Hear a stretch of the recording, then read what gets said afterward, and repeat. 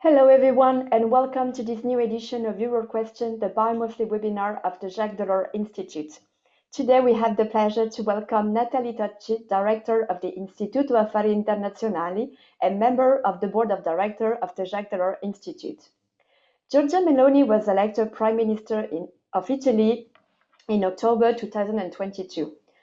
After 2 years of building up her credentials as a pragmatic stateswoman, her European policy and strategic choices in recent months have left observers sceptical about her euro-compatible side.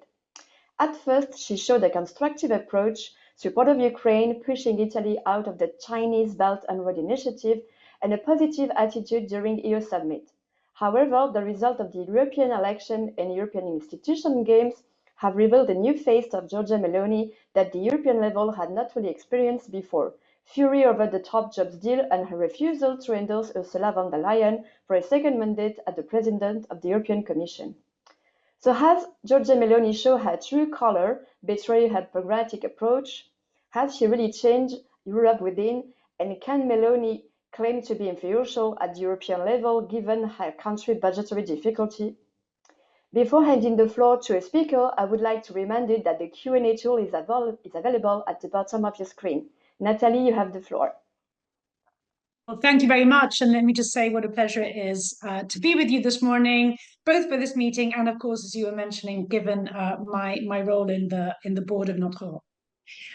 So let me begin by, sort of taking a step backwards 2 years ago, which indeed was when Giorgia Meloni first came to power. And let me start off by saying that the circumstances back then were really very different from what they are today. And in particular, there were a number of circumstances which essentially, some of which continue to pertain today, and some of which have actually been changing quite significantly. And these circumstances essentially created a set of constraints on the coming Italian Prime Minister, which conditioned her choices. And again, by way of kind of premise to the entire reasoning, and let me be as blunt as possible, unless you are not a very smart politician, you will inevitably take into account the circumstances that within which you came to power. And one can say many things about Giorgia Meloni, but she's certainly not dumb. And therefore, inevitably, those conditions affected how she behaved when she first came to power. So what were those conditions? Condition number one: Giorgia Meloni was, she came to power with the spotlight on her, given the broad perception internationally, and in particular by some of her European partners, as well as obviously across the Atlantic, that a fascist was coming to power. And so in a sense, there was, she came to power with a massive credibility problem, which she obviously felt that she had to somehow address. Second condition was that Giorgia Meloni was quite lonely in the European context. Yes, you may say, obviously, she had her good friend Viktor Orban, who obviously remains a good friend today. But then she also had the PIS government in Poland, which fortunately is no longer in power today. But broadly speaking, she did not have many friends around the European Council. And so inevitably, again, that was another condition that affected how she behaved.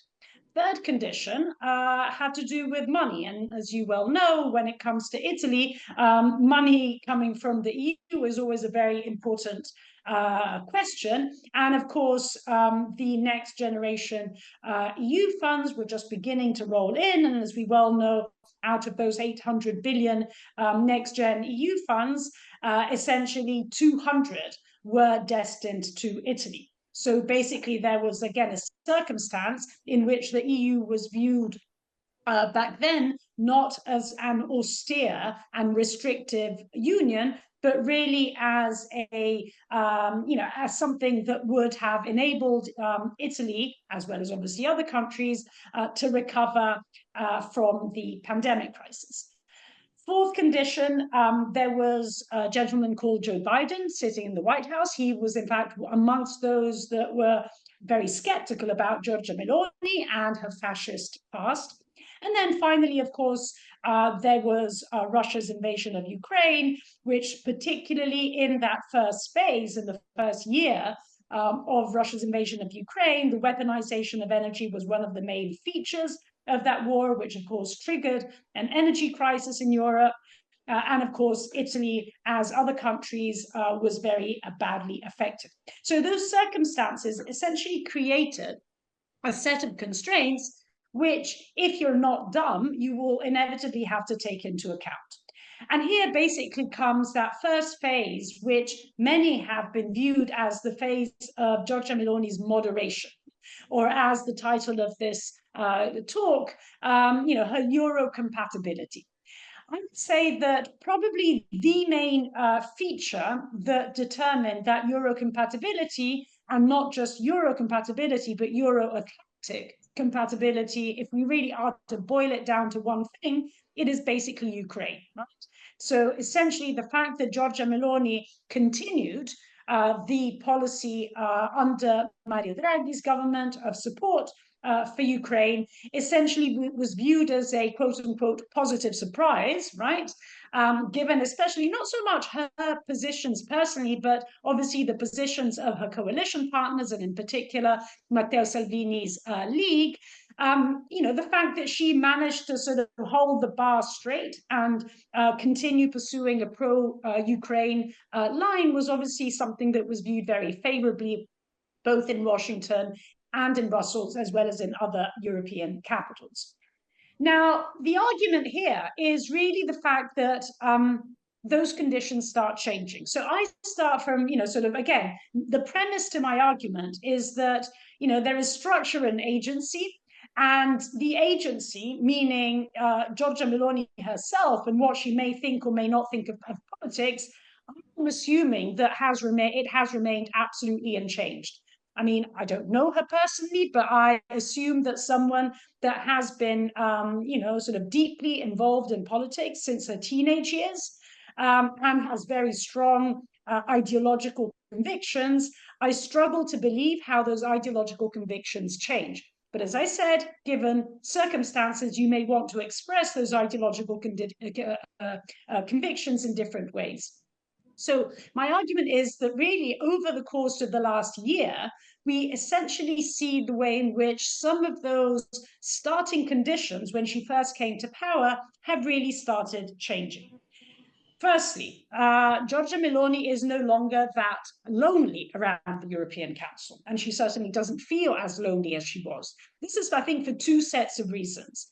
Firstly, because she essentially managed really quite successfully to persuade others in Berlin, in Paris, in perhaps less so in Madrid, but in various European capitals, that indeed she was Euro-compatible. So she was no longer viewed as being such a dangerous kind of element, which made her, in a sense, more acceptable, right? Made, that table around the European Council essentially one in which she felt more at ease.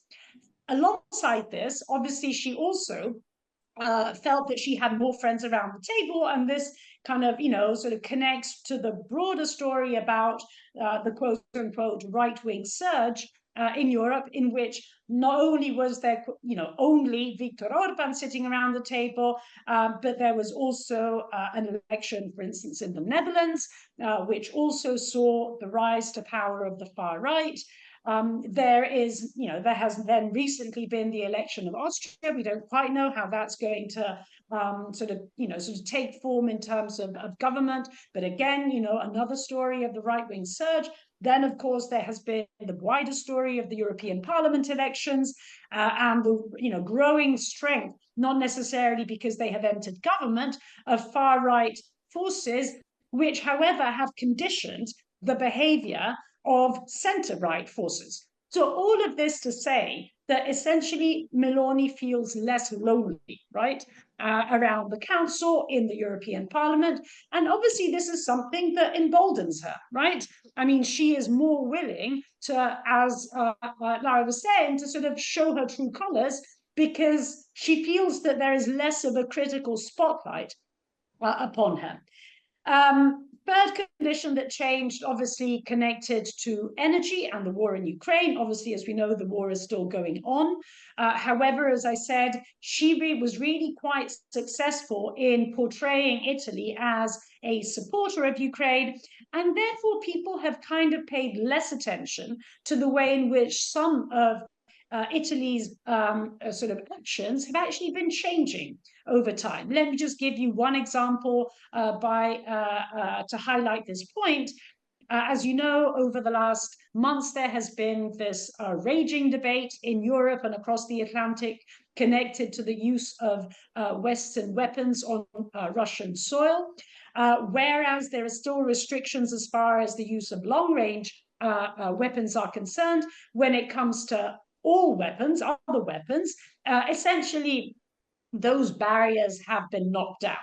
Which are the European countries that remain against the use of Russian weapons Western weapons on Russian soil? Well, there are basically two. One is Hungary, no surprises there. The other is Italy. But this has been a big topic of discussion in Italy itself amongst the foreign policy community, but it certainly hasn't really attracted as much attention in the rest of Europe and in the United States as it would have done 2 years ago, when that critical spotlight was firmly onto Meloni. So, the Ukraine war is in a different phase now, and that's another condition that has changed.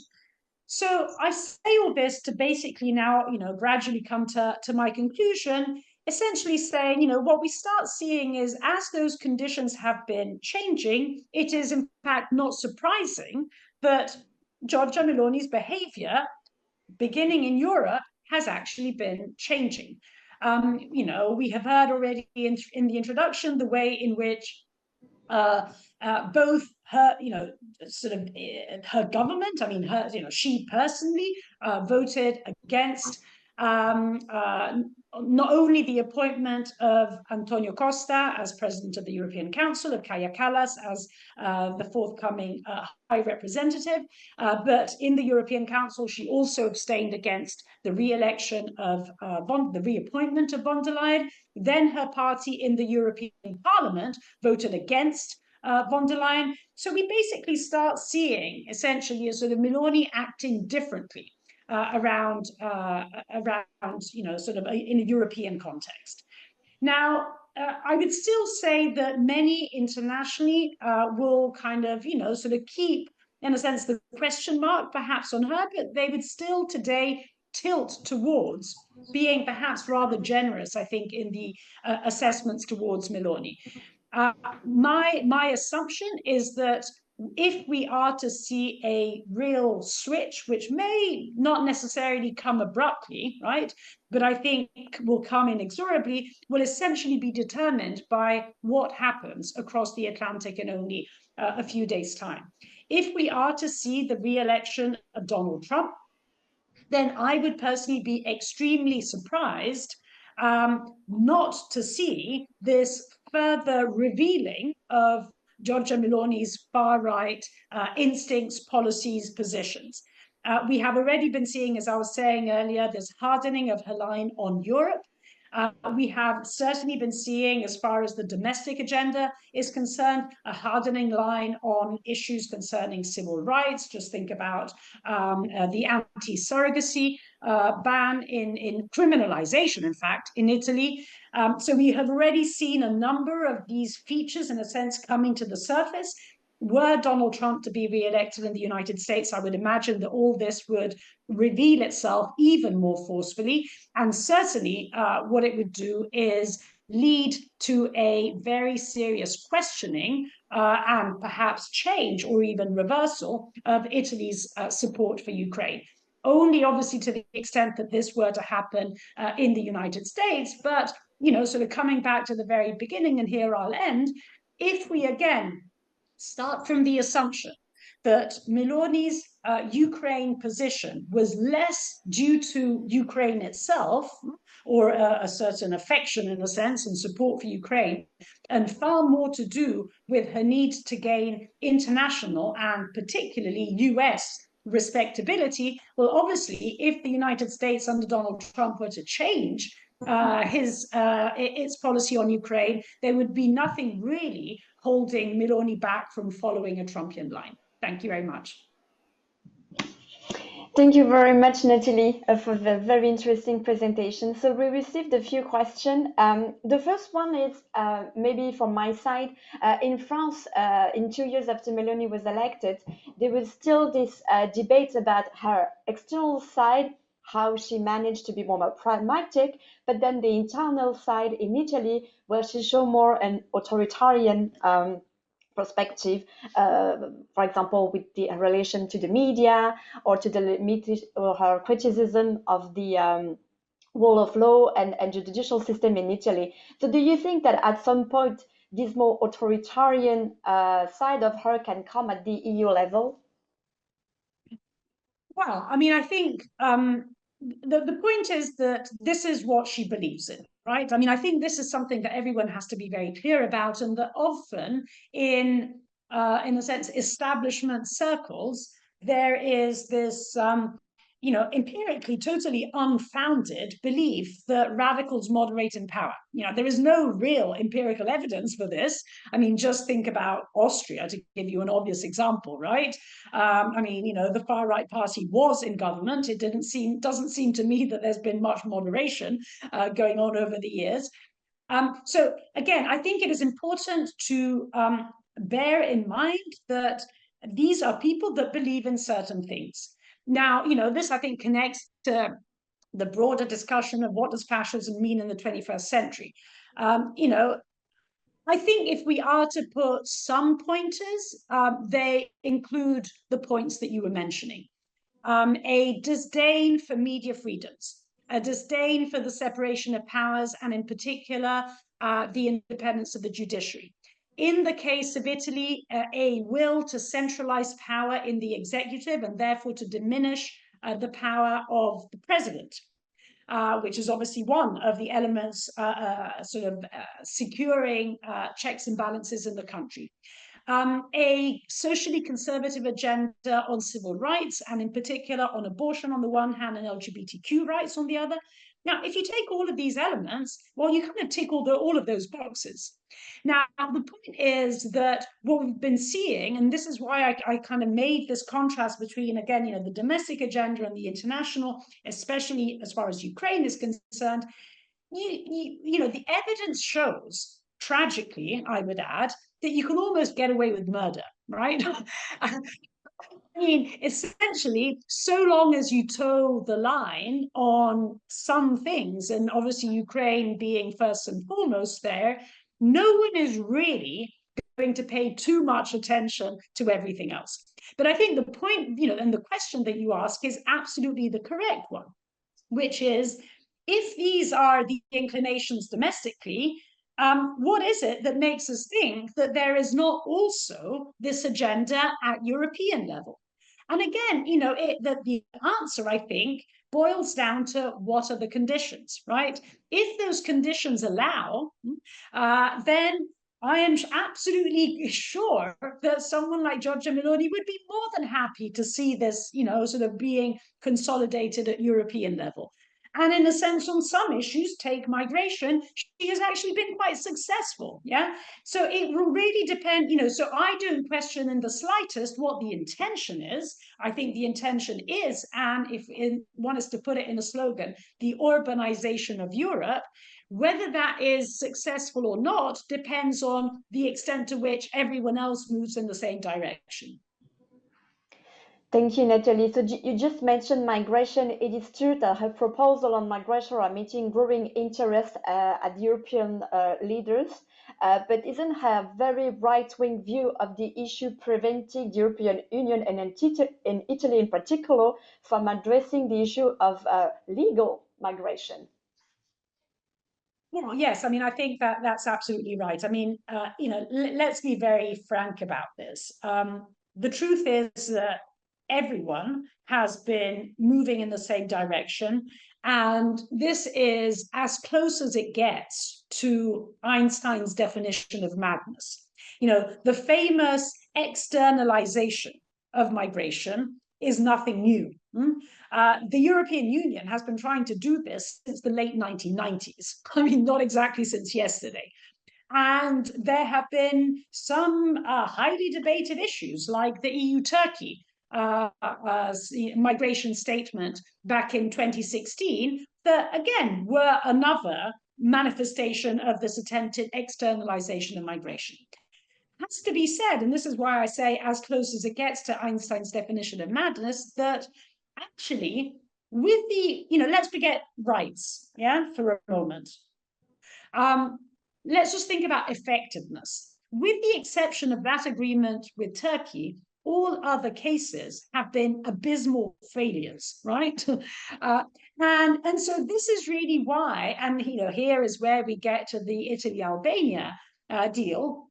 This is why you really wonder, why is it that we keep on repeating the same mistakes, which actually cost us a hell of a lot of money, when there is no, again, empirical proof that any of this, again, forget rights, but it's even effective in stemming migration. I think this connects to your point about the fact that there is not as much attention being paid to the question of legal migration, which of course, is obviously something, and I'm going to say something not very original, that Europe needs, given its demographic problems, labor market shortages.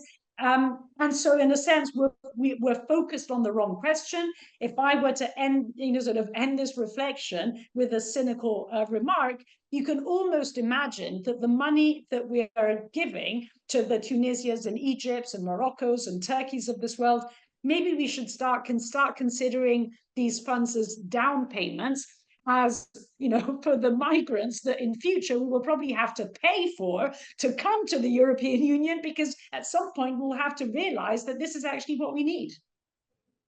Yeah, thank you.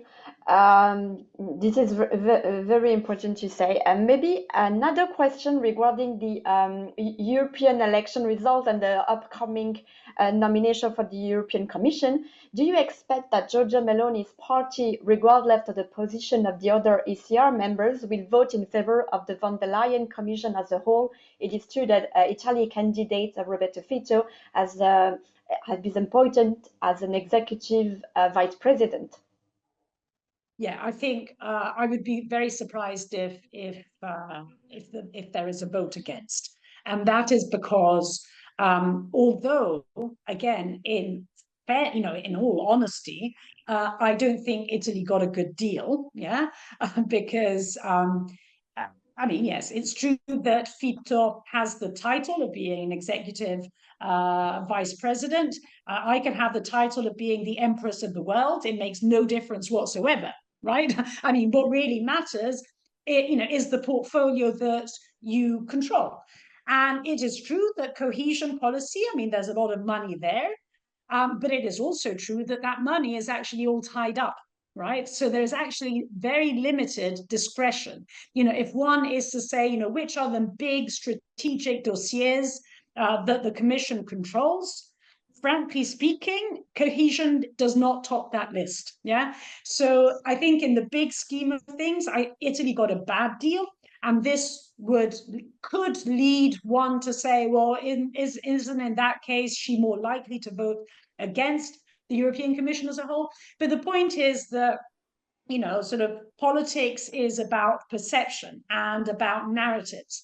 And the narrative that she has promoted in Italy, and given the fact that the media in Italy is increasingly pliant and supportive of her, and this goes back to the point of media freedoms that we were making a moment ago. The big story in Italy of this was the major success. I mean, Fitto, Vice President, European Commission, major success. So given that this is the line that Meloni has deliberately wanted to push, I would be extremely surprised that then she would vote against the college as a whole, which obviously includes Fitto in that position. Thank you. Continuing talking about money, what is your assessment of Meloni economic policy? Is there a worry about a French-style budget crisis in Italy, or is Meloni and the economy relatively mainstream, cautious? So I think this is, I should have done, this is actually one of the other reasons why the alarm bells have not gone off as much as they could have done on the Meloni government. And it's precisely economic policy. I mean, the fact that so far Meloni has not done something crazy, and all in all, there has been a relative prudence in a sense as far as macroeconomics, the budget in particular is concerned. Is something that has calmed markets down, right? Now, if one is to, though, sort of be a little bit critical about this, what I would also add is that she may not have done anything dramatically wrong on the economy, but she has not done anything dramatically right either. Yeah, I mean, the last 2 years, despite the fact that Meloni has an extremely comfortable majority in parliament, and therefore this could have enabled her to be actually more ambitious in terms of reforms, we have seen no reforms as far as the economy is concerned. And so, yes, she's been kind of navigating okay, no alarm bells, but frankly speaking, very difficult to give her more than a 6 out of 10 on the economy. Thank you. Maybe a last question. Would you say that there is an element of not only Meloni becoming euro-compatible, but also the European Union becoming Meloni compatible by moving inadvertently into the right of a number of issues, in particular migration? Yeah, I mean, I think this is, frankly speaking, the key question. And this is why I kind of highlighted the story about the conditions. Meloni herself, on her own, cannot, given that Italy is in the European Union, given that Italy is in a Euro-Atlantic context, Italy alone is not going to go totally off the bender, right? The point is, Italy will go off the bender to the extent that we are all going off the bender, right? And what worries me tremendously is the fact that basically, earlier I mentioned the urbanization of Europe. I think this is basically the direction of travel, right? It is far more dangerous compared to what it was in, let's call it, the first wave of nationalist populism.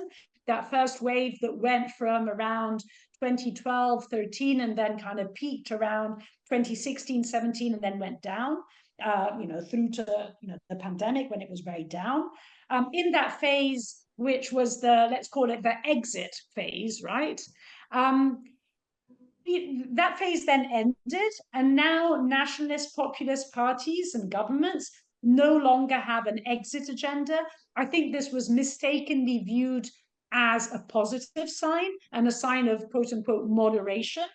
I actually consider it to be a very dangerous sign, because it is a far more radical and far more existential danger to the European Union, not wanting to exit, but wanting to change from inside.